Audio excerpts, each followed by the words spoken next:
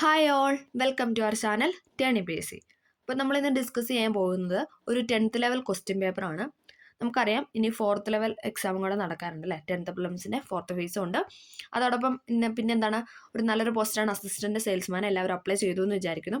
അപ്പോൾ അതെന്നൊക്കെ പറയുന്നത് എന്താണ്, 10th ലെവൽ എക്സാമാണ്. അപ്പം അതൊക്കെ പുതിയതായിട്ട് പഠിക്കുന്നവർക്കൊക്കെ ഉപകാരപ്രദമാകുന്ന കുറച്ച് ക്വസ്റ്റ്യൻ പേപ്പറാണ് നമ്മൾ ഡിസ്കസ് ചെയ്യാനായിട്ട് പോകുന്നത്. അപ്പോൾ നമുക്ക് സ്റ്റാർട്ട് ചെയ്യാം. മലയാള ഭാഷയും സംസ്കാരവും ആഗോളതലത്തിൽ പ്രചരിപ്പിക്കുന്നതിനായി കേരള സർക്കാർ ആരംഭിച്ച സംരംഭം ഏതാണ്? മലയാള ഭാഷയും സംസ്കാരവും ആഗോളതലത്തിൽ പ്രചരിപ്പിക്കുന്നതിനായി കേരള സർക്കാർ ആരംഭിച്ച സംരംഭമാണ് ഏതെന്ന് പറയുന്നത്? ഓപ്ഷൻ സി, മലയാളം മിഷൻ എന്ന് പറയുന്നത്. മലയാളം മിഷൻ. മീശ എന്ന നോവൽ രചിച്ചത് ആരാണ്? മീശ എന്ന നോവൽ രചിച്ചത് എസ് ഹരീഷാണ്. മീശ എന്ന നോവൽ രചിച്ചത് എസ് ഹരീഷാണ്. കെ ഫോൺ പദ്ധതിയെക്കുറിച്ച് ശരിയായ പ്രസ്താവന ഏതാണ്? കെ ഫോൺ പദ്ധതിയെക്കുറിച്ചുള്ള ശരിയായ പ്രസ്താവന ഏതാണ് ഇവിടെ ശരിയായിട്ട് കൊടുത്തിരിക്കുന്നത്? ഓപ്ഷൻ ബി ആണ്. എല്ലാ വീടുകളിലും അതിവേഗ ഇന്റർനെറ്റ് സേവനം. എല്ലാ വീടുകളിലും അതിവേഗ ഇന്റർനെറ്റ് സേവനം എന്നതാണ് കെ ഫോൺ പദ്ധതിയെക്കുറിച്ചുള്ള ശരിയായ പ്രസ്താവന. കെ ഫോണിന്റെ ഫുൾ ഫോം എന്താണ്? കെ ഫോൺ എന്ന് പറഞ്ഞാൽ എന്താണ്? Kerala fibre optic network. Kerala fibre optic network എന്നാണ് കെ ഫോണിന്റെ ഫുൾ ഫോം. അതും ചോദിച്ചിട്ടുണ്ട്, Kerala fibre optic network. Okay, അടുത്തത് ആദ്യ പഞ്ചവത്സര പദ്ധതി നടപ്പിലാക്കിയ വർഷം ഏതാണ്? ആദ്യത്തെ പഞ്ചവത്സര പദ്ധതി നടപ്പിലാക്കിയ വർഷമാണ് 1951 എന്ന് പറയുന്നത്. 1951 ആദ്യത്തെ പഞ്ചവത്സര പദ്ധതി നടപ്പിലാക്കിയത്. COVID-19 ബന്ധപ്പെട്ട് സർക്കാർ പുറത്തിറക്കിയ മൊബൈൽ ആപ്ലിക്കേഷനാണ് ഏതെന്ന് പറയുന്നത്? ആരോഗ്യ സേതു. COVID-19 ബന്ധപ്പെട്ട് സർക്കാർ പുറത്തിറക്കിയ മൊബൈൽ ആപ്ലിക്കേഷനായിരുന്നു ആരോഗ്യ സേതു എന്ന് പറയുന്നത്. കേരള ആരോഗ്യ സർവകലാശാലയുടെ ആസ്ഥാനം. കേരള ആരോഗ്യ സർവകലാശാലയുടെ ആസ്ഥാനമാണ് തൃശ്ശൂർ, തിരുവനന്തപുരമല്ല. കേരള ആരോഗ്യ സർവകലാശാലയുടെ ആസ്ഥാനം എന്ന് പറയുന്നത് തൃശ്ശൂരാണ്. അർജുന അവാർഡ് നേടിയ അങ്കിത റെയ്നയുടെ കായിക ഇനം ഏതാണ്? അർജുന അവാർഡ് നേടിയ അങ്കിത റെയ്നയുടെ കായിക ഇനമാണ് ഏതെന്ന് പറയുന്നത്? ടെന്നീസ്. ടെന്നീസ് കായിക താരമാണ് അങ്കിത റെയ്ന എന്ന് പറയുന്നത്. കുടുംബശ്രീ പദ്ധതിയുടെ പ്രധാന ലക്ഷ്യങ്ങൾ ഏതെല്ലാം? കുടുംബശ്രീ പദ്ധതിയുടെ പ്രധാന ലക്ഷ്യങ്ങളാണ് ഏതെന്ന് പറയുന്നത്? 1ഉം 3ഉം. അതായത് ദാരിദ്ര്യ നിർമ്മാർജ്ജനവും അതോടൊപ്പം വനിതാ ശാക്തീകരണം എന്ന് പറയുന്നത് കുടുംബശ്രീ പദ്ധതിയുടെ പ്രധാന ലക്ഷ്യങ്ങളിൽ പെടുന്നതാണ്. ദാരിദ്ര്യ നിർമ്മാർജ്ജനം, വനിതാ ശാക്തീകരണം. നിർദ്ദിഷ്ട സിൽവർ ലൈൻ പദ്ധതിയിൽ ഉൾപ്പെടാത്ത ജില്ല ഏതാണ്? നിർദ്ദിഷ്ട സിൽവർ ലൈൻ പദ്ധതിയിൽ ഉൾപ്പെടാത്ത ജില്ലയാണ് ഏതെന്ന് പറയുന്നത്? Option C, Pathanamthitta. കോഴിക്കോട്, തൃശ്ശൂർ, കോട്ടയം, ഇത് 3 ജില്ലകളിലൂടെ എന്താണ് സിൽവർ ലൈൻ പദ്ധതി ഉൾപ്പെടുന്നതാണ്. ഓക്കെ, ISROയുടെ ഇപ്പോഴത്തെ ചെയർമാൻ ആരാണ്? ആ സമയത്ത് എസ് സോമനാഥ് ആയിരുന്നു, അദ്ദേഹം മാറിയിട്ടുണ്ട്. നിലവിലെ ISROയുടെ ചെയർമാൻ ആയിരുന്നു എന്ന് കമന്റ് ചെയ്യാൻ നമ്മൾ കറണ്ട് അഫയർ ക്ലാസ്സിൽ പറഞ്ഞതാണ്. ഓക്കെ, വിന്ധ്യാപർവ്വതം മുതൽ ഇന്ത്യൻ ഉപദ്വീപിന്റെ തെക്കേ അറ്റം വരെ വ്യാപിച്ചു കിടക്കുന്ന വിസ്തൃതമായ ഭൂവിഭാഗമാണ് ഏതെന്ന് പറയുന്നത്? ഡെക്കാൻ പീഠഭൂമി. വിന്ധ്യാപർവ്വതം മുതൽ ഇന്ത്യൻ ഉപദ്വീപിന്റെ തെക്കേ അറ്റം വരെ വ്യാപിച്ചു കിടക്കുന്ന വിസ്തൃതമായ ഭൂവിഭാഗമാണ് ഡെക്കാൻ പീഠഭൂമി. താഴെ തന്നിട്ടുള്ളവയിൽ നിന്നും ശരിയായ പാരമ്പര്യേതര ഊർജ്ജ സ്രോതസ്സുകൾ കണ്ടെത്തുക. പാരമ്പര്യേതര ഊർജ്ജ സ്രോതസ്സാണ് ചോദിച്ചിരിക്കുന്നത്. ഏതാണ്? ഉത്തരമെന്ന് പറയുന്ന ഓപ്ഷൻ സി ആണ്. 1, 2, 3. സൗരോർജ്ജം, ജൈവവാതകവും സൗരോർജ്ജവും, കാറ്റിൽ നിന്നുള്ള ഊർജ്ജം, ഇതൊക്കെ എന്താണ്? ഇതൊക്കെ പാരമ്പര്യേതര, അതായത് പാരമ്പര്യമായിട്ട് കിട്ടാത്ത, നേരെ ഡെയിലി ബേസിസിൽ നമുക്ക് കിട്ടുന്ന കാര്യങ്ങളാണ് സൗരോർജ്ജം, ജൈവവാതകവും സൗരോർജ്ജവും, കാറ്റിൽ നിന്നുള്ള ഊർജ്ജം എന്ന് പറയുന്നത്. ഇന്ത്യയുമായി കര അതിർത്തി പങ്കുവയ്ക്കുന്ന അയൽ രാജ്യങ്ങൾ ഏതാണെന്ന് കണ്ടെത്തുക. ഇന്ത്യയുമായി കര അതിർത്തികൾ പങ്കുവെക്കുന്ന ഏതൊക്കെയാണ്? ചൈനയുണ്ട്, നേപ്പാളുണ്ട്, പാകിസ്ഥാനുണ്ട്, ഭൂട്ടാനുണ്ട്. ഈ 4 രാജ്യവും എന്താണ്? ഇന്ത്യയുമായി കര അതിർത്തി പങ്കുവെക്കുന്ന രാജ്യങ്ങളാണ്. ചൈന, നേപ്പാൾ, ഭൂട്ടാൻ, പാകിസ്ഥാൻ. ലോകത്തിലെ ഏറ്റവും ഉയരം കൂടിയ കൊടുമുടിയാണ് ഏതെന്ന് പറയുന്നത്? മൗണ്ട് എവറസ്റ്റ് അല്ലെ. എവറസ്റ്റ് ആണ് ലോകത്തിലെ ഏറ്റവും ഉയരം കൂടിയ കൊടുമുടി. മണികരൻ താപോർജ്ജ കേന്ദ്രം സ്ഥിതി ചെയ്യുന്ന ഇന്ത്യൻ സംസ്ഥാനമാണ് ഏത്? ഹിമാചൽ പ്രദേശ്. മണികരൻ താപോർജ്ജ കേന്ദ്രം സ്ഥിതി ചെയ്യുന്ന ഇന്ത്യൻ സംസ്ഥാനമാണ് ഹിമാചൽ പ്രദേശ്. സിന്ധു, ഗംഗ, ബ്രഹ്മപുത്ര നദികളുടെ എക്കൽ നിക്ഷേപങ്ങൾ മൂലം രൂപപ്പെട്ട ഭൂവിഭാഗമാണ് ഏതെന്ന് പറയുന്നത്? ഉത്തര മഹാസമതലം. സിന്ധു, ഗംഗ, ബ്രഹ്മപുത്ര നദികളുടെ എക്കൽ നിക്ഷേപങ്ങൾ മൂലം രൂപപ്പെട്ട ഭൂവിഭാഗമാണ് ഉത്തര മഹാസമതലം. ഇന്ത്യയിലെ ഏറ്റവും പഴക്കം ചെന്നതും വലിപ്പമുള്ളതുമായ സ്റ്റീൽ പ്ലാന്റ് ആണ് ഏത്? Tata energy steel company. ഇന്ത്യയിലെ ഏറ്റവും പഴക്കം ചെന്നതും വലിപ്പമുള്ളതുമായ സ്റ്റീൽ പ്ലാന്റ് ആണ് ടാറ്റ എനർജി സ്റ്റീൽ കമ്പനി. ഇന്ത്യയിലൂടെ കടന്നു പോകുന്ന പ്രധാന അക്ഷാംശ രേഖയാണ് ഏത്? ഉത്തരായന രേഖ എന്ന് പറയുന്നത്. 23.5 ഡിഗ്രി നോർത്തായ ഉത്തരായന രേഖയാണ് ഇന്ത്യയിലൂടെ കടന്നു പോകുന്ന പ്രധാന അക്ഷാംശ രേഖ. ഒന്നുകൂടെ പറയാം, ഇന്ത്യയിലൂടെ കടന്നു പോകുന്ന പ്രധാന അക്ഷാംശ രേഖയാണ് ഉത്തരായന രേഖ അല്ലെങ്കിൽ 23.5 ഡിഗ്രി നോർത്ത് എന്ന് പറയുന്നത്. എപ്പോഴും ചോദിക്കുന്നതാണ്. ഇന്ത്യയിലെ ഏറ്റവും ദൈർഘ്യമേറിയ ദേശീയ പാതയാണ് ഏത്? NH44. ഇന്ത്യയിലെ ഏറ്റവും ദൈർഘ്യമേറിയ ദേശീയപാതയാണ് NH44. മുംബൈയെയും മാംഗ്ലൂരിനെയും തമ്മിൽ ബന്ധിപ്പിച്ചുകൊണ്ട് പശ്ചിമ തീരത്തൂടെ കടന്നുപോകുന്ന പ്രധാന റെയിൽവേ ശൃംഖലയാണ് ഏത്? കൊങ്കൺ റെയിൽവേ. മുംബൈയെയും മാംഗ്ലൂരിനെയും തമ്മിൽ ബന്ധിപ്പിച്ചുകൊണ്ട് പശ്ചിമ തീരത്തുകൂടി കടന്നു പോകുന്ന പ്രധാന റെയിൽവേ ശൃംഖലയാണ് കൊങ്കൺ റെയിൽവേ. അയിത്ത നിരോധന നിയമം നിലവിൽ വന്ന വർഷമാണ് ഏത്? Option C 1955. 1955 അയിത്ത നിരോധന നിയമം നിലവിൽ വന്നത്. പൗരന്മാരെ നിയമവിരുദ്ധമായി തടങ്കലിൽ വെക്കുന്നതിന് എതിരായി സുപ്രീം കോടതിയും ഹൈക്കോടതികളും പുറപ്പെടുവിക്കുന്ന ഉത്തരവാണ് ഏതെന്ന് പറയുന്നത്? Option A habeas corpus. പൗരന്മാരെ നിയമവിരുദ്ധമായി തടങ്കലിൽ വെക്കുന്നതിനെതിരായി സുപ്രീം കോടതിയും ഹൈക്കോടതികളും പുറപ്പെടുവിക്കുന്ന ഉത്തരവിനെയാണ് ഹെബിയസ് കോർപ്പസ് എന്ന് പറയുന്നത്. ഇന്ത്യൻ ഭരണഘടന എത്ര തരം മൗലിക അവകാശങ്ങളാണ് ഉറപ്പ് നൽകുന്നത്? ഇന്ത്യൻ ഭരണഘടന ഉറപ്പ് നൽകുന്ന മൗലിക അവകാശങ്ങളുടെ എണ്ണം എന്ന് പറയുന്നത് 6 എണ്ണമാണ്. 6 മൗലിക അവകാശമാണ്. മൗലിക ചുമതലകൾ ഭരണഘടനയിൽ കൂട്ടിച്ചേർത്തത് ഏതു ഭരണഘടന ഭേദഗതിയിലൂടെയാണ്? മൗലിക ചുമതലകൾ കൂട്ടിച്ചേർത്തത് 1976 42-ാം ഭരണഘടനാ ഭേദഗതി പ്രകാരമാണ്. മൗലിക ചുമതലകൾ ഭരണഘടനയിൽ കൂട്ടിച്ചേർത്തത് 1976 42-ാം ഭേദഗതി പ്രകാരമാണ്. ഇന്ത്യയുടെ ദേശീയ പതാകയായ ത്രിവർണ്ണ പതാക ഭരണഘടനാ നിർമ്മാണ സമിതി അംഗീകരിച്ചത് എന്നാണ്? എല്ലാവർക്കും അറിയാം. ഓപ്ഷൻ ബി 1947 ജൂലൈ 22-നാണ്. 1947 ജൂലൈ 22-നാണ് ഇന്ത്യയുടെ ദേശീയ പതാകയായ ത്രിവർണ്ണ പതാക ഭരണഘടനാ നിർമ്മാണ സമിതി അംഗീകരിച്ചത്. ഇന്ത്യയുടെ ദേശീയ നദിയാണ് ഏത്? ഗംഗ എന്ന് പറയുന്നത്. ഇന്ത്യയുടെ ദേശീയ നദിയാണ് ഗംഗ. ഇന്ത്യയുടെ ദേശീയ ഗീതം രചിച്ചത് ആരാണ്? ദേശീയ ഗീതം രചിച്ചത് ആരാണ്? ഓപ്ഷൻ സി ബങ്കിം ചന്ദ്ര ചാറ്റർജിയാണ്. ദേശീയ ഗീതമായ വന്ദേമാതരം രചിച്ചത് ബങ്കിം ചന്ദ്ര ചാറ്റർജി. ഇന്ത്യയുടെ ദേശീയഗാനം ആലപിക്കാൻ എടുക്കേണ്ട സമയം എത്രയാണ്? 52 സെക്കൻഡാണ് അല്ലെ. ഓപ്ഷൻ ബി 52 സെക്കൻഡാണ് ഇന്ത്യയുടെ ദേശീയഗാനം ആലപിക്കാൻ എടുക്കേണ്ട സമയം എന്ന് പറയുന്നത്. ഇതിന്റെ ചുരുക്കിയാണെങ്കിലോ ചുരുക്കി നമ്മൾ 20 സെക്കൻഡാണ് പറയുന്നത് കേട്ടോ. അതും ചോദിച്ചിട്ടുണ്ട്. ചുരുക്കി പറയുന്നത് 20 സെക്കൻഡാണ്. ദേശീയ മനുഷ്യാവകാശ കമ്മീഷന്റെ പ്രഥമ ചെയർമാൻ ആയിരുന്നു ആര്? Justice Ranganatha Mishra. Option C justice Ranganatha മിശ്രയാണ് ദേശീയ മനുഷ്യാവകാശ കമ്മീഷന്റെ പ്രഥമ ചെയർമാൻ ആയിരുന്നത്. 1990 വിവരാവകാശത്തിന് വേണ്ടിയുള്ള പ്രസ്ഥാനം ആരംഭിച്ച സംഘടനയാണ് ഏതെന്ന് പറയുന്നത്? മസ്ദൂർ കിസാൻ ശക്തി സംഘാതൻ. മസ്ദൂർ കിസാൻ ശക്തി സംഘാതൻ 1990 വിവരാവകാശത്തിന് വേണ്ടിയുള്ള പ്രസ്ഥാനം ആരംഭിച്ച സംഘടനയാണ്. ചേരുംപടി ചേർത്ത് ശരിയായ ഉത്തരം എഴുതാനാണ് പറഞ്ഞിരിക്കുന്നത്. ഓക്കെ, ഇവിടെ എന്താണ്? പ്രസ്ഥാനങ്ങളും അത് സ്ഥാപിച്ച ആൾക്കാർ നേതാക്കളെയാണ് കൊടുത്തിരിക്കുന്നത്. നമുക്ക് നോക്കാം. ബ്രഹ്മസമാജം, ആര്യസമാജം, പ്രാർത്ഥനാ സമാജം, ബ്രഹ്മസമാജം ഓഫ് ഇന്ത്യ. 4 സ്റ്റേറ്റ്മെന്റ് ആണ് തന്നിരിക്കുന്നത്. ഏതാണ് ഉത്തരം എന്ന് പറയുന്നത്? ഓപ്ഷൻ എ ആണ്.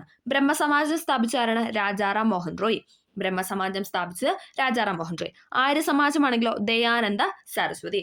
ആര്യസമാജമാണെങ്കിൽ ദയാനന്ദ സരസ്വതി. പ്രാർത്ഥനാ സമാജമാണെങ്കിൽ ആത്മാറാം പാണ്ഡുരംഗ്. പ്രാർത്ഥനാ സമാജം ആത്മാറാം പാണ്ഡുരംഗ്. ബ്രഹ്മസമാജം ഓഫ് ഇന്ത്യ ആണ് കേശവ് ചന്ദ്രസൻ ആണ്. ബ്രഹ്മസമാജം ഓഫ് ഇന്ത്യ എന്ന് പറയുന്നത് കേശവ് ചന്ദ്രസൻ. ഓക്കെ, ബ്രഹ്മസമാജം രാജാറാം മോഹൻ റോയ്, ആര്യസമാജം ദയാനന്ദ സരസ്വതി, പ്രാർത്ഥനാ സമാജം ആത്മാറാം പാണ്ഡുരംഗ്, ബ്രഹ്മസമാജം ഓഫ് ഇന്ത്യ എന്ന് പറയുന്നത് കേശവ് ചന്ദ്രസൻ. ഇന്ത്യൻ നാഷണൽ കോൺഗ്രസ് ഗാന്ധിജിയുടെ നേതൃത്വത്തിൽ നടത്തിയ അവസാനത്തെ ബഹുജന സമരമായിരുന്നു ഏതെന്ന് പറയുന്നത്? ക്വിറ്റ് ഇന്ത്യ സമരം അല്ലെ. 1942 ക്വിറ്റ് ഇന്ത്യ സമരമാണ് ഗാന്ധിജി ഇന്റർനാഷണൽ കോൺഗ്രസ് അതായത് INCയുടെ നേതൃത്വത്തിൽ നടത്തിയ അവസാനത്തെ ബഹുജന സമരം എന്ന് പറയുന്നത്. സാന്താൾ കലാപം നടന്ന വർഷം ഏതാണ്? സാന്താൾ കലാപം നടന്നത് 1855-56 കാലഘട്ടത്തിലാണ്. സാന്താൾ കലാപം നടന്നത് 1855-56 കാലഘട്ടത്തിലാണ്.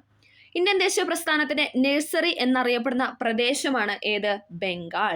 ഇന്ത്യൻ ദേശീയ പ്രസ്ഥാനത്തിന്റെ നഴ്സറി എന്നറിയപ്പെടുന്ന പ്രദേശം ബംഗാളാണ്. ഇന്ത്യൻ നാഷണൽ കോൺഗ്രസിന്റെ പ്രസിഡന്റ് സ്ഥാനം അലങ്കരിച്ച ഏക മലയാളിയായിരുന്നു ആരെന്ന് പറയുന്നത്? ചേറ്റൂർ ശങ്കരൻ നായർ അഥവാ സി ശങ്കരൻ നായർ. INCയുടെ പ്രസിഡന്റ് സ്ഥാനം അലങ്കരിച്ച ഏക മലയാളി, ഒരേ ഒരു മലയാളിയാണ് INCയുടെ പ്രസിഡന്റ് സ്ഥാനം വഹിച്ചിട്ടുള്ളൂ. അതാരാണെന്ന് ചോദിച്ചാൽ സി ശങ്കരൻ നായർ അഥവാ ചേറ്റൂർ ശങ്കരൻ നായരാണ്. ഒന്നാം സ്വാതന്ത്ര്യ സമരം ആരംഭിച്ചത് എന്നാണ്? ഒന്നാം സ്വാതന്ത്ര്യ സമരം ആരംഭിച്ചത് ഏതാണ്? 1857 വിപ്ലവം എന്നല്ല നമ്മൾ പറയുന്നത്. എന്നാണ്? ഡേറ്റ് സഹിതം എന്ന് പറഞ്ഞേ. ഉത്തരം എന്ന് പറയുന്നത് ഓപ്ഷൻ ഡി ആണ്. 1857 മെയ് 10-നാണ്. 1857 മെയ് 10-നാണ് ഒന്നാം സ്വാതന്ത്ര്യ സമരം ആരംഭിച്ചത് അല്ലെ. ഉത്തർപ്രദേശിലെ മീററ്റിലാണ് പൊട്ടിപ്പുറപ്പെട്ടത്. ഓക്കെ, ക്വിറ്റ് ഇന്ത്യ ദിനമായിട്ട് ആചരിച്ചത് എന്നായിരുന്നു? ക്വിറ്റ് ഇന്ത്യ ദിനമാണ് ചോദിച്ചത്. ഏതാണ്? 1942 ഓഗസ്റ്റ് 8. 1942 ഓഗസ്റ്റ് 8 ആയിരുന്നു ക്വിറ്റ് ഇന്ത്യ ദിനം എന്ന് പറയുന്നത്. ഓഗസ്റ്റ് 8 1942. വർഷം നമുക്കറിയാം അല്ലെ, 42 ഓഗസ്റ്റ് 8 ആ ഡേറ്റ് എന്ന് പറയുന്നത്. അതിർത്തി ഗാന്ധി എന്നറിയപ്പെടുന്ന ഖാൻ അബ്ദുൽ ഗാഫർ ഖാൻ ആണ്. അതിർത്തി ഗാന്ധി എന്നറിയപ്പെടുന്നത് ഖാൻ അബ്ദുൽ ഗാഫർ ഖാൻ. സ്വാതന്ത്ര്യലബ്ധിക്ക് ശേഷം ഗോവ പോർച്ചുഗീസുകാരിൽ നിന്ന് വീണ്ടെടുക്കുന്നതിനായി ഇന്ത്യ നടത്തിയ സൈനിക മുന്നേറ്റം അറിയപ്പെടുന്നത് ഏതാണെന്നാണ് ചോദിക്കുന്നത്. ഏതാണ്? ഓപ്പറേഷൻ വിജയ് ആണ്. Option B, operation Vijay. സ്വാതന്ത്ര്യലബ്ധിക്ക് ശേഷം ഗോവ പോർച്ചുഗീസുകാരിൽ നിന്ന് വീണ്ടെടുക്കുന്നതിനായി ഇന്ത്യ നടത്തിയ സൈനിക മുന്നേറ്റം അറിയപ്പെടുന്നതാണ് ഓപ്പറേഷൻ വിജയ്. സംസ്ഥാന പുനഃസംഘടനാ കമ്മീഷന്റെ ചെയർമാൻ ആയിരുന്നു ഫസൽ അലി എന്ന് പറയുന്നത്. സംസ്ഥാന പുനഃസംഘടനാ കമ്മീഷന്റെ ചെയർമാനാണ് ഫസൽ അലി. കേരളത്തിന്റെ ഹരിത ശ്വാസകോശം എന്നറിയപ്പെടുന്ന പക്ഷി സങ്കേതമാണ് ഏതെന്ന് പറയുന്നത്? മംഗളവനം പക്ഷി സങ്കേതം. കേരളത്തിന്റെ ഹരിത ശ്വാസകോശം എന്നറിയപ്പെടുന്ന പക്ഷി സങ്കേതമാണ് മംഗളവനം പക്ഷി സങ്കേതം. സിംഹവാലൻ കുരങ്ങുകളുടെ ആവാസ വ്യവസ്ഥയായി നിലനിർത്തുന്നത് ഏതാണ്? ഓപ്ഷൻ സി, സൈലന്റ് വാലി ദേശീയോദ്യാനമാണ് അല്ലെ. പാലക്കാട് ജില്ലയിലെ സൈലന്റ് വാലി ദേശീയോദ്യാനത്തിലാണ് സിംഹവാലൻ കുരങ്ങുകളുടെ ആവാസ വ്യവസ്ഥയെ നിലനിർത്തുന്നത്. കേരളത്തിലെ ഏക ശുദ്ധജല തടാകമാണ് ഏതെന്ന് പറയുന്നത്? ഓപ്ഷൻ ബി, ശാസ്താംകോട്ട കായൽ. കേരളത്തിലെ ഏക ശുദ്ധജല തടാകം ശാസ്താംകോട്ട കായൽ. കേരളത്തിലെ ഏറ്റവും വലിയ ജലവൈദ്യുത പദ്ധതിയാണ് ഏതെന്ന് പറയുന്നത്? ഇടുക്കി ജലവൈദ്യുത പദ്ധതി. കേരളത്തിലെ ഏറ്റവും വലിയ ജലവൈദ്യുത പദ്ധതിയാണ് ഇടുക്കി ജലവൈദ്യുത പദ്ധതി. മത്സ്യബന്ധനം ഏറ്റവും കൂടുതലുള്ള ജില്ലയാണ് ഏതെന്ന് പറയുന്നത്? എറണാകുളം. മത്സ്യബന്ധനം ഏറ്റവും കൂടുതലുള്ള ജില്ലയാണ് എറണാകുളം. ഒരിക്കലും ആലപ്പുഴ എഴുതരുത് കേട്ടോ. മത്സ്യബന്ധനം ഏറ്റവും കൂടുതലുള്ള ജില്ല എന്ന് പറയുന്നത് എറണാകുളമാണ്. കേരളത്തിലെ ഏക ചന്ദന നിർമ്മാണ ഡിവിഷനാണ് ഏതെന്ന് പറയുന്നത്? മറയൂർ പേര് കേൾക്കുമ്പോൾ തന്നെ നമ്മൾ മറയൂർ ചന്ദനക്കാട് എന്നൊക്കെ പറയാറുണ്ട് അല്ലെ. കേരളത്തിലെ ഏക ചന്ദന നിർമ്മാണ ഡിവിഷനാണ് മറയൂർ. കേരളത്തിൽ ഏറ്റവും കൂടുതൽ പട്ടണങ്ങളുള്ള ജില്ലയാണ് ചോദിച്ചിരിക്കുന്നത്. ആൻസർ കീയിൽ നൽകിയിരിക്കുന്നത് ഓപ്ഷൻ ഡി, തൃശ്ശൂരാണ്. കേരളത്തിൽ ഏറ്റവും കൂടുതൽ പട്ടണങ്ങളുള്ള ജില്ല തൃശ്ശൂരാണ്. കേരളത്തിലെ ഏറ്റവും നീളം കൂടിയ നദിയാണ് ഏതെന്ന് പറയുന്നത്? പെരിയാർ. കേരളത്തിലെ ഏറ്റവും നീളം കൂടിയ നദിയാണ് പെരിയാർ. കേരളത്തിലെ ഏറ്റവും കൂടുതൽ ജനസംഖ്യയുള്ള ജില്ലയാണ് ഏതെന്ന് പറയുന്നത്? Option B, Malappuram. കേരളത്തിലെ ഏറ്റവും കൂടുതൽ ജനസംഖ്യയുള്ള ജില്ല ചോദിച്ചാൽ മലപ്പുറമാണ്. ജനസംഖ്യയുള്ള ജില്ല എന്ന് പറയുന്നത് മലപ്പുറം. ഓക്കെ. സംസ്ഥാനത്ത് 8നും 18നും ഇടയിലുള്ള കുട്ടികൾക്ക് നീന്തൽ പരിശീലനം നൽകാൻ കേരള സർക്കാർ നടപ്പിലാക്കിയ പദ്ധതിയാണ് ഏതെന്ന് പറയുന്നത്? സ്പ്ലാഷ് എന്ന പദ്ധതി. Option D, splash. സംസ്ഥാനത്ത് 8നും 18നും ഇടയിലുള്ള കുട്ടികൾക്ക് നീന്തൽ പരിശീലനം നൽകുന്നതിന് വേണ്ടി കേരള സർക്കാർ നടപ്പിലാക്കിയ പദ്ധതിയാണ് സ്പ്ലാഷ്. തിരുവിതാംകൂർ മുസ്ലിം മഹാജനസഭയുടെ സ്ഥാപകനാണ് ആരെന്ന് പറയുന്നത്? വക്കം അബ്ദുൽ ഖാദർ മൗലവി. തിരുവിതാംകൂർ മുസ്ലിം മഹാജനസഭയുടെ സ്ഥാപകനാണ് വക്കം അബ്ദുൽ ഖാദർ മൗലവി. താഴെ പറയുന്നവയിൽ ഇന്ത്യൻ സ്വാതന്ത്ര്യ സമരവുമായി ബന്ധപ്പെട്ട് കേരളത്തിലുണ്ടായ മുന്നേറ്റങ്ങളിൽ ഉൾപ്പെടാത്തത് ഏതാണെന്നാണ് ചോദിച്ചിരിക്കുന്നത്. ഏതാണ്? ഓപ്ഷൻ ഡി, വേലുത്തമ്പി കലാപമാണ്. കയ്യൂർ ലഹള, മലബാർ കലാപം, ഉപ്പു സത്യാഗ്രഹം എന്നൊക്കെ പറയുന്നത് ഇന്ത്യൻ സ്വാതന്ത്ര്യ സമരവുമായി ബന്ധപ്പെട്ട് കേരളത്തിലുണ്ടായ മുന്നേറ്റങ്ങളാണ്. ഓക്കെ. ഇന്ത്യൻ സ്വാതന്ത്ര്യ സമരവുമായി ബന്ധപ്പെട്ട് കേരളത്തിലുണ്ടായ മുന്നേറ്റങ്ങളായിരുന്നു കയ്യൂർ ലഹള, ഉപ്പു സത്യാഗ്രഹം, മലബാർ കലാപം എന്ന് പറയുന്നത്. ആദിഭാഷ എന്ന ഗ്രന്ഥം എഴുതിയത് ആരാണ്? ആദിഭാഷ എന്ന ഗ്രന്ഥം എഴുതിയത് ചട്ടമ്പി സ്വാമികളാണ്. ആദിഭാഷ എന്ന ഗ്രന്ഥം ചട്ടമ്പി സ്വാമികളുടേതാണ്. പൂക്കോട്ടൂർ സംഭവം ഏത് സമരവുമായി ബന്ധപ്പെട്ടതാണ്? പൂക്കോട്ടൂർ സംഭവം ഏതാണ്? ഓപ്ഷൻ ബി, മലബാർ കലാപം അല്ലെ. മലബാർ കലാപവുമായി ബന്ധപ്പെട്ടുണ്ടായ സംഭവമാണ് പൂക്കോട്ടൂർ സംഭവം എന്ന് പറയുന്നത്. താഴെ പറയുന്ന ഗ്രൂപ്പിൽ പെടാത്തത് ഏതാണെന്നാണ് ചോദിക്കുന്നത്. ദൈവദശകം, ദർശനമാല, ശിവശതകം, നിജാനന്ദ വിലാസം എന്ന് 4 പോയിന്റ് തന്നിട്ടുണ്ട്. ഇതിൽ പെടാത്തതെന്ന് ചോദിച്ചാൽ ഏതാണ്? ഓപ്ഷൻ ഡി ആണ്. ദൈവദശകം, ദർശനമാല, ശിവശതകം എന്ന് പറയുന്നത് ശ്രീനാരായണ ഗുരുവിന്റെ കൃതികളാണ്. ഓക്കെ. ദൈവദശകം, ദർശനമാല, ശിവശതകം എന്ന് പറയുന്നത് ശ്രീനാരായണ ഗുരുവിന്റെ കൃതികളാണ്. അടുത്തത്, കേരളത്തിൽ ഉപ്പു സത്യാഗ്രഹത്തിന്റെ പ്രധാനപ്പെട്ട കേന്ദ്രം ഏതായിരുന്നു? ഏതാണ്? ഓപ്ഷൻ എ, പയ്യന്നൂരായിരുന്നു അല്ലെ. പയ്യന്നൂര് കെ കേളപ്പനായിരുന്നു അല്ലെ നയിച്ചത്. ഓക്കെ. കേരളത്തിൽ ഉപ്പു സത്യാഗ്രഹത്തിന്റെ പ്രധാനപ്പെട്ട കേന്ദ്രം എന്ന് പറയുന്നത് പയ്യന്നൂരാണ്. ഇലക്ട്രിസിറ്റി പ്രക്ഷോഭം നടന്നത് എവിടെയായിരുന്നു? ഇലക്ട്രിസിറ്റി പ്രക്ഷോഭം നടന്നത് തൃശ്ശൂരിലായിരുന്നു. ഏതാണ് വർഷം? 1936. 1936 തൃശ്ശൂരിൽ നടന്ന പ്രക്ഷോഭമാണ് ഇലക്ട്രിസിറ്റി പ്രക്ഷോഭം എന്ന് പറയുന്നത്. സാധുജന പരിപാലന യോഗം സ്ഥാപിച്ചത് ആരാണ്? അയ്യങ്കാളിയാണ് അല്ലെ. എല്ലാവർക്കും അറിയാം. സാധുജന പരിപാലന യോഗം സ്ഥാപിച്ചത് അയ്യങ്കാളിയാണ്. കേരള ലിങ്കൺ എന്നറിയപ്പെടുന്ന സാമൂഹിക പരിഷ്കർത്താവാണ് ആരെന്ന് പറയുന്നത്? പണ്ഡിറ്റ് KP കറുപ്പൻ. കേരള ലിങ്കൺ എന്നറിയപ്പെടുന്ന സാമൂഹിക പരിഷ്കർത്താവാണ് പണ്ഡിറ്റ് കറുപ്പൻ. വൈക്കം സത്യാഗ്രഹവുമായി ബന്ധപ്പെട്ട് നടന്ന ഒരു പ്രധാന സംഭവമാണ് ഏതെന്ന് പറയുന്നത്? ഓപ്ഷൻ ഡി സവർണജാഥ അല്ലെ. മന്നത്ത് പത്മനാഭൻ നയിച്ച സവർണജാഥ എന്ന് പറയുന്ന വൈക്കം സത്യാഗ്രഹവുമായി ബന്ധപ്പെട്ട് നടന്ന ഒരു പ്രധാന സംഭവമായിരുന്നു. താഴെ തന്നിരിക്കുന്നതിൽ ഏതാണ് മനുഷ്യനിലെ പ്രധാന വിസർജന അവയവം എന്ന് ചോദിച്ചിരിക്കുന്നത്? ഏതാണ്? ഓപ്ഷൻ എ വൃക്കയാണ്. വൃക്ക എന്ന് പറയുന്നത് പ്രധാന വിസർജന അവയവമാണ്. ഓക്കെ. ശ്വസന പ്രവർത്തനങ്ങളിൽ നിശ്വാസ സമയത്ത് നടക്കുന്ന പ്രക്രിയകളിൽ ശരി ഏതെന്ന് കണ്ടെത്താനാണ് പറഞ്ഞിരിക്കുന്നത്. ഓക്കെ. ഏതാണ് ഉത്തരം എന്ന് പറയുന്നത്? ഓപ്ഷൻ സി ആണ്. 1ഉം 3ഉമാണ്. നിശ്വാസ സമയത്ത് നടക്കുന്ന പ്രക്രിയയാണ് ചോദിച്ചിരിക്കുന്നത്. ശ്വാസകോശങ്ങളിൽ നിന്ന് വായു പുറന്തള്ളപ്പെടുന്നു അല്ലെ. നിശ്വാസം നമ്മൾ പുറത്തേക്ക് വിടുന്നു അല്ലെ, വായു പുറന്തള്ളപ്പെടുന്നു. അതോടൊപ്പം എന്താ? ഔരസാശയത്തിലെ വായുമർദ്ദം കൂടുന്നു. ഓക്കെ. ഔരസാശയത്തിന്റെ വ്യാപ്തി വർദ്ധിക്കുന്നു, ഔരസാശയത്തിലെ വായുമർദ്ദം കുറയുന്നു എന്ന് പറയുന്നത് അത് നമ്മൾ ഉച്ഛ്വാസം എടുക്കും, അകത്തേക്ക് എടുക്കുന്ന സമയത്താണ്. ഓക്കെ. നിശ്വാസ സമയത്താണ് ശ്വാസകോശങ്ങളിൽ നിന്ന് വായു പുറന്തള്ളപ്പെടുന്നതും ഔരസാശയത്തിലെ വായുമർദ്ദം കൂടുന്നതും. ഏത് ജീവകത്തിന്റെ അപര്യാപ്തതയാണ് റിക്കറ്റ്സ് എന്ന രോഗത്തിന് കാരണം? റിക്കറ്റ്സ് എന്ന രോഗത്തിന് കാരണം ഏതാണ്? വൈറ്റമിൻ ഡി ആണ് അല്ലെ. ഓപ്ഷൻ ഡി വിറ്റാമിൻ ഡി അഥവാ ജീവകം ഡിയുടെ കുറവ് മൂലമാണ് അല്ലെ റിക്കറ്റ്സ്. നമുക്കറിയാം സൺഷൈൻ വിറ്റാമിൻ എന്നറിയപ്പെടുന്നതാണ് ജീവകം ഡി എന്ന് പറയുന്നത് അല്ലെ. സൂര്യപ്രകാശത്തിൽ നിന്ന് നമ്മുടെ സ്കിന്നിൽ പ്രൊഡ്യൂസ് ആവുന്ന വൈറ്റമിൻ ആണ് വൈറ്റമിൻ ഡി. അപ്പൊ അതിന്റെ കുറവ് മൂലം ഉണ്ടാകുന്ന രോഗമാണ് റിക്കറ്റ്സ് അഥവാ കണ എന്ന് പറയുന്നത്. ഓക്കെ. അടുത്തത് ചുവടെ തന്നിരിക്കുന്നതിൽ ഏതാണോ വൈറസ് കാരണം ഉണ്ടാകുന്ന രോഗങ്ങൾ? വൈറസ് മൂലം ഉണ്ടാകുന്ന രോഗങ്ങളാണ് ചോദിച്ചിരിക്കുന്നത്. ഏതാണ്? ഓപ്ഷൻ ബി ആണ്. നമുക്കറിയാം നിപ്പ വൈറസ്, എയ്ഡ്സ് എന്ന് പറയുന്നത് HIV വൈറസ് അല്ലെ. HIV എയ്ഡ്സ് പിന്നെ നിപ്പ എന്നൊക്കെ പറയുന്നത് നമ്മൾ ആ പേര് തന്നെ നമ്മൾ അങ്ങനെ വൈറസ് എന്നാണ് പറഞ്ഞു പോകുന്നത് അല്ലെ. നിപ്പ എയ്ഡ്സ് എന്നൊക്കെ പറയുന്നത് വൈറസ് രോഗമാണ്.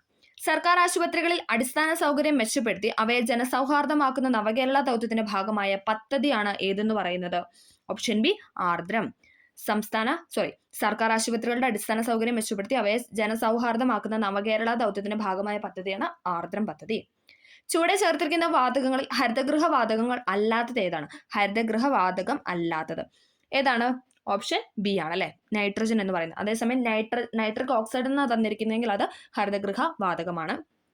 Carbon dioxide, methane, chlorofluorocarbon അഥവാ CFC എന്നൊക്കെ പറയുന്നത് ഹരിതഗൃഹ വാതകമാണ്. വനനശീകരണത്തിന് കാരണമാകാത്തത് ഏതാണ്? കാരണം ആകാത്തതാണ് ചോദിച്ചിരിക്കുന്നത്. ഏതാണ്? ഓപ്ഷൻ ഡി സസ്യപരിപാലനം എന്ന് പറയുന്ന കാരണമല്ല. റോഡുകളുടെ നിർമ്മാണം, വ്യവസായിക വളർച്ച, ഇന്ധനത്തിന്റെ വർദ്ധിച്ച ആവശ്യകത, ഇത് മൂന്നും എന്താണ്? വനനശീകരണത്തിന് കാരണമാകുന്ന കാര്യങ്ങളാണ്. ചുവടെയുള്ളവയിൽ വനത്തിൽ നിന്നും ലഭിക്കാത്ത ഉൽപ്പന്നം ഏതാണ്? ചുവടെയുള്ളവയിൽ നിന്നും വനത്തിൽ നിന്നും ലഭിക്കാത്ത ഉൽപ്പന്നമാണ് ഏതെന്ന് പറയുന്നത്? ഓപ്ഷൻ സി പെട്രോൾ എന്ന് പറയുന്നത്. പെട്രോൾ നമുക്ക് വനത്തിൽ നിന്നും ലഭിക്കോ? ഇല്ല അല്ലെ. ഓക്കെ. കേരളത്തിലെ മണ്ണൂത്തിൽ വികസിപ്പിച്ചെടുത്ത മികച്ച പാവൽ വിത്തിനം ഏതാണെന്നാണ് ചോദിക്കുന്നത്. കഴിഞ്ഞ ദിവസത്തെ ക്വസ്റ്റ്യൻ പേപ്പറിൽ ഉണ്ടായിരുന്നു അല്ലെ. ഏതാണ്? ഓപ്ഷൻ ബി പ്രിയങ്കയാണ്. Paval Priyanka. Priyanka Paval. Indian Institute of Spices Research അഥവാ IISR എവിടെയാണ് സ്ഥിതി ചെയ്യുന്നത്? എവിടെയാണ്? ഓപ്ഷൻ എ കോഴിക്കോടാണ്. Indian Institute of Spices Research സ്ഥിതി ചെയ്യുന്നത് കോഴിക്കോടാണ്. താഴെ കൊടുത്തിരിക്കുന്ന പ്രസ്താവനകളിൽ തെറ്റായത് കണ്ടെത്താനാണ് പറഞ്ഞിരിക്കുന്നത്. തെറ്റായതാണ് ചോദിച്ചിരിക്കുന്നത്. ഓപ്ഷൻ ഡി ആണ്. 4 മാത്രമാണ് തെറ്റ്. ഓക്കെ.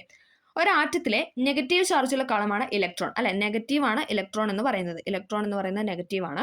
ഒരാറ്റത്തിലെ ന്യൂക്ലിയോണുകളുടെ എണ്ണമാണ് അതിന്റെ മാസ് നമ്പർ എന്ന് പറയുന്നത്. അത് ശരിയാണ്. ന്യൂക്ലിയോണിന്റെ എണ്ണം എന്ന് പറയുന്നത് മാസ് നമ്പർ ആണ്. ആറ്റത്തിന്റെ ന്യൂക്ലിയസ് കണ്ടെത്തിയത് റുദർഫോർഡ് ആണ് അല്ലെ. എർണസ്റ്റ് റുദർഫോർഡ് ആണ് ആറ്റത്തിലെ ന്യൂക്ലിയസ് കണ്ടെത്തിയത്. നെഗറ്റീവ് ചാർജുള്ള കണമാണ് ഇലക്ട്രോൺ. പോസിറ്റീവ് ചാർജ് ഏതാണ്? അത് പ്രോട്ടോൺ ആണ് അല്ലെ. Positive charge proton. ഇനി ചാർജ് ഇല്ലാത്ത കണമാണ് ന്യൂട്രോൺ എന്ന് പറയുന്നത്. ഓക്കെ. അപ്പം ഒരാറ്റത്തിലെ നെഗറ്റീവ് ചാർജുള്ള കണമാണ് ഇലക്ട്രോൺ. ഒരാറ്റത്തിലെ ന്യൂക്ലിയോണുകളുടെ എണ്ണമാണ് അതിന്റെ മാസ് നമ്പർ എന്ന് പറയുന്നത്. ആറ്റത്തിന്റെ ന്യൂക്ലിയസ് കണ്ടെത്തിയത് എർണസ്റ്റ് റുദർഫോർഡ് ആണ്. സിംഗിൾ ബ്ലെൻഡിന്റെ സാന്ദ്രണത്തിന് ഉപയോഗിക്കുന്ന മാർഗം ഏതാണ്? സിംഗിൾ ബ്ലെൻഡിന്റെ സാന്ദ്രണത്തിന് ഉപയോഗിക്കുന്ന മാർഗമാണ് പ്ലവന പ്രക്രിയ എന്ന് പറയുന്നത്. പ്ലവന പ്രക്രിയയാണ് സിംഗിൾ ബ്ലെൻഡിന്റെ സാന്ദ്രണത്തിന് ഉപയോഗിക്കുന്ന മാർഗം. കാൽസ്യത്തിന്റെ അതായത് Ca20 ബാഹ്യതമ ഷെല്ലിന്റെ നമ്പർ എത്രയാണെന്ന് ചോദിക്കുന്നത്. എത്രയാണ്? ഓപ്ഷൻ എ 4 ആണ്. ബാഹ്യതമ ഷെല്ലിന്റെ നമ്പർ എന്ന് പറയുന്നത് 4 ആണ്. ഡ്യൂട്ടീരിയത്തിലെ ന്യൂട്രോണുകളുടെ എണ്ണം എന്ന് പറയുന്നത് 1 ആണ്. ഡ്യൂട്ടീരിയത്തിലെ ന്യൂട്രോണുകളുടെ എണ്ണം 1 ആണ്. ഭക്ഷണ പദാർത്ഥങ്ങൾ കേടുകൂടാതെ സൂക്ഷിക്കാൻ ചേർക്കുന്ന രാസവസ്തുവാണ് ഏതെന്ന് പറയുന്നത്? Sodium benzoate. ഇമ്പോർട്ടൻ്റ് ആണ്. ഭക്ഷണ പദാർത്ഥങ്ങൾ കേടുകൂടാതെ സൂക്ഷിക്കാൻ ഉപയോഗിക്കുന്ന രാസവസ്തുവാണ് sodium benzoate. Okay. Sodium benzoate. ചലിച്ചുകൊണ്ടിരിക്കുന്ന ഒരു വസ്തുവിന്റെ പ്രവേഗം ഇരട്ടിയായി വർദ്ധിപ്പിച്ചാൽ അതിന്റെ ഗതികോർഷത്തിന് എന്ത് മാറ്റം സംഭവിക്കും? എപ്പോഴും ചോദിക്കുന്നതാണ്. എത്രയാണ്? അത് 4 ഇരട്ടിയാവും. ഇരട്ടിയല്ല, 4 ഇരട്ടിയാണ്. ഓക്കെ. പ്രവേഗം ഇരട്ടിയാക്കി വർദ്ധിപ്പിച്ചു. അപ്പൊ എന്താണ്? അതിന്റെ ഗതികോർഷം എന്ന് പറയുന്നത് 4 ഇരട്ടിയാവും. ഓക്കെ. ചലിച്ചുകൊണ്ടിരിക്കുന്ന ഒരു വസ്തുവിന്റെ പ്രവേഗം ഇരട്ടിയായി വർദ്ധിപ്പിച്ചപ്പോൾ അതിന്റെ ഗതികോർഷത്തിന് വന്ന മാറ്റമാണ് 4 ഇരട്ടിയായത്. ഒരു വസ്തുവിൽ ഭൂമി പ്രയോഗിക്കുന്ന ആകർഷണ ബലമാണ് ഡാഷ് എന്ന് പറയുന്നത്. ഏതാണ്? ഓപ്ഷൻ സി, ഭാരം എന്ന് പറയുന്നത്. ഒരു വസ്തുവിൽ ഭൂമി പ്രയോഗിക്കുന്ന ആകർഷണ ബലമാണ് അതിന്റെ ഭാരം എന്ന് പറയുന്നത്. സോളാർ എനർജിയെ ഇലക്ട്രിക്കൽ എനർജിയായി മാറ്റി പ്രവർത്തിക്കുന്ന ഉപകരണം ഏതാണ്? സോളാർ എനർജിയെ ഇലക്ട്രിക്കൽ എനർജി ആയിട്ട് മാറ്റി പ്രവർത്തിക്കുന്ന ഉപകരണമാണ് ഏതെന്ന് പറയുന്നത്? സോളാർ വാട്ടർ ഹീറ്റർ എന്ന് പറയുന്നത്. Option A, solar water heater. താഴെ കൊടുത്തിരിക്കുന്നതിൽ തരംഗദൈർഘ്യം കൂടിയത് ഏതു നിറത്തിനാണ്? തരംഗദൈർഘ്യം കൂടിയതാണ് ചോദിച്ചിരിക്കുന്നത്. തരംഗദൈർഘ്യം കൂടിയത് ഏത് നിറത്തിനാണെന്ന് ചോദിച്ചാൽ ഏതാണ്? ഓറഞ്ചിനാണ്. ഓക്കെ, തന്നിരിക്കുന്നതിൽ വെച്ചിട്ട് ഓറഞ്ച് നിറത്തിനാണ്. ഊഷ്മാവ് അളക്കുന്ന ഒരു യൂണിറ്റ് ആണ് ഏതെന്ന് പറയുന്നത്? Option B, kelvin. ഊഷ്മാവ് അളക്കുന്ന ഒരു യൂണിറ്റ് ആണ് കെൽവിൻ എന്ന് പറയുന്നത്. ഊഷ്മാവ് അളക്കുന്ന ഒരു യൂണിറ്റ് ആണ് കെൽവിൻ. ഓക്കെ, അങ്ങനെ നമ്മൾ 80 ക്വസ്റ്റ്യൻസ് ആണ് ഇവിടെ ഡിസ്കസ് ചെയ്തത് അല്ലേ. എപ്പോഴും തന്നെ റിപ്പീറ്റ് ചെയ്ത് ചോദിക്കുന്ന കുറേ ക്വസ്റ്റ്യൻസ്, ഇപ്പോൾ റീസെൻ്റ് ആയിട്ട് ചോദിക്കുന്ന എല്ലാ എക്സാമിലും കാണുന്ന കുറേ ക്വസ്റ്റ്യൻസ് ഒക്കെ നമ്മൾ ഇതിനകത്ത് കണ്ടു. അപ്പോൾ എല്ലാവർക്കും വീഡിയോ ഹെൽപ്ഫുൾ ആയെന്ന് വിചാരിക്കുന്നു. ഹെൽപ്ഫുൾ ആയെങ്കിൽ ഒന്ന് സപ്പോർട്ട് ചെയ്യുകയും കൂടെ ചെയ്യുക. Okay, thank